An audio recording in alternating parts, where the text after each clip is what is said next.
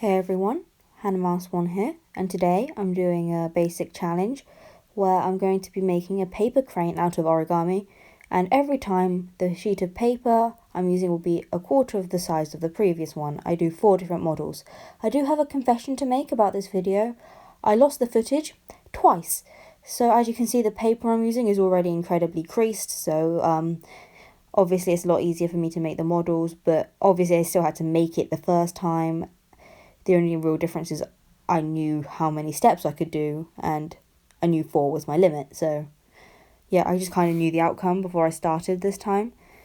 But I still struggled a bit, especially with this one that I'm doing at the moment, because of the way the already folded lines weren't completely accurate. Redoing it was hard to change any of that because the lines were already folded in.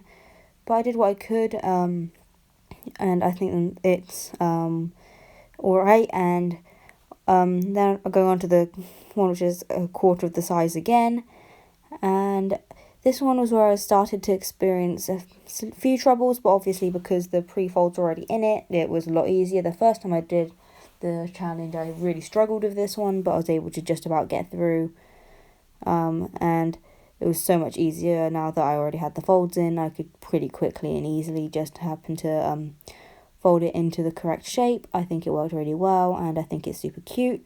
Now on to the final one, which is a quarter of the size again. This one was where I even had some troubles even with the pre-existing folds. The first time I did it, I needed to use a felting tool just to poke in the side, just because I couldn't get my finger into the gap. But with the pre-existing fold, it was easy enough just to fold it in. I still had a lot of trouble trying to get the details on because you want the lines to be quite accurate, and it's very difficult with the size of paper. Here are all 4 of the models together, and I want to thank you all for watching, and see you next week.